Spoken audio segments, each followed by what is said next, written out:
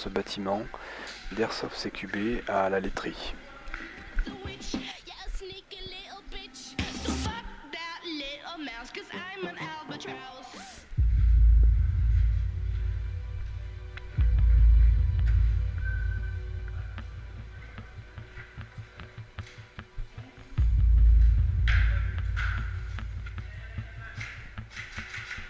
Alors il faut savoir que à ce moment-là, on découvre pour la première fois le terrain et que l'équipe cherche à avancer pour trouver des adversaires puisqu'on est sur une partie deathmatch et qu'elle est largement déjà coincée dans cette zone et vous verrez qu'elle ne s'en sortira pas.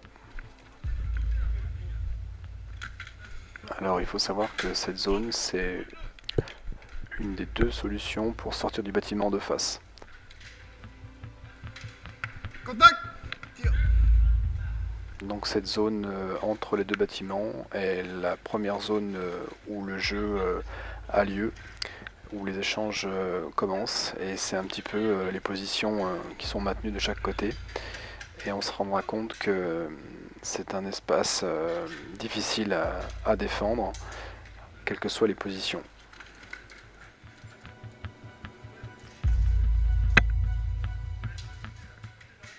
Alors on découvre aussi la règle de remise en jeu, où on va dire qu'on est all médic, tout le monde est médecin.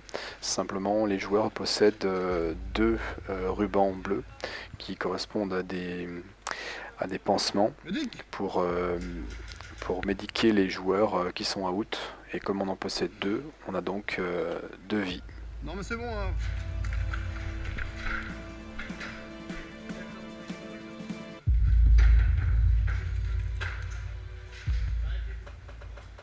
Alors l'avantage de cette règle, c'est qu'elle est très réaliste. En gros, vous jouez une première fois, vous êtes touché, on vous remet en jeu, donc vous êtes blessé, vous êtes à nouveau touché, et à ce moment-là, il faut à nouveau vous soigner. Et la fois d'après, vous êtes out définitif, il faut retourner au spawn. Donc ce principe oblige à faire particulièrement attention à ces positions et nécessite de jouer en groupe.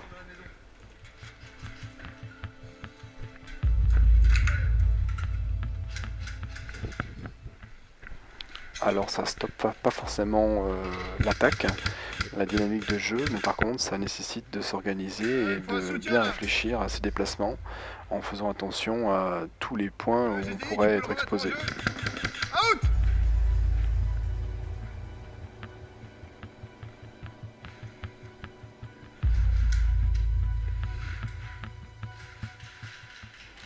Alors cette règle de remise en jeu de médic fait que le temps de sortir le ruban et le temps de trouver un médecin et qu'il vous l'accroche, puisqu'il faut faire un nœud,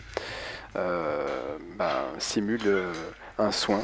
Et ce temps, malheureusement, ou heureusement, selon comment on se positionne, si on est attaquant ou si on est en train d'être médiqué, permet finalement de prendre le dessus sur une équipe qui sera en train d'essayer de médiquer ses joueurs out.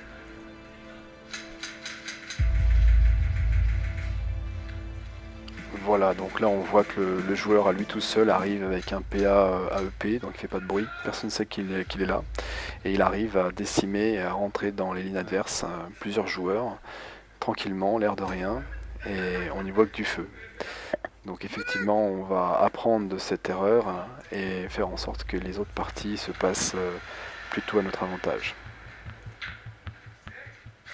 Voilà, donc là on observe que un joueur a été outé dans le dos, il a même pas vu que un adversaire avait réussi à passer la ligne et il se fait tirer dessus dans le dos pensant que derrière lui il a un appui par des collègues.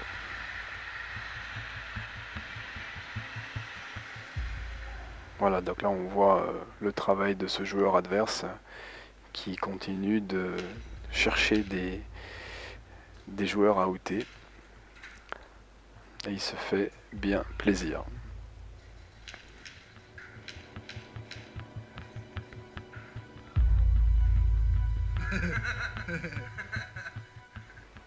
Voilà, donc là on découvre l'avantage d'avoir une GoPro, hein, c'est de pouvoir fixer, installer son fanion bleu pour se faire médiquer sans avoir à le tenir avec les mains. Et vous avez compris que la partie à ce moment-là pour nous est terminée. Plus personne viendra nous médiquer.